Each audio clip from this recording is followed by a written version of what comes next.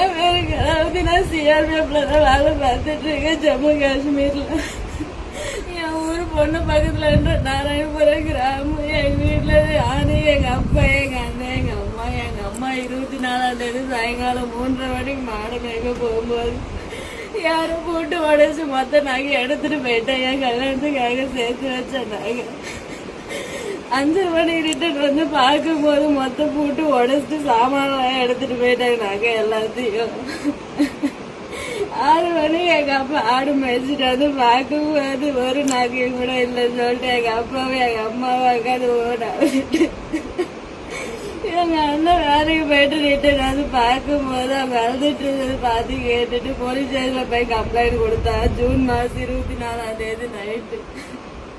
மறுநாள் 25ஆம் தேதி சிஎம் பந்தோபஸ்து சொல்லிட்டு யாரும் வந்து எதுவும் பண்ணவே இல்லை.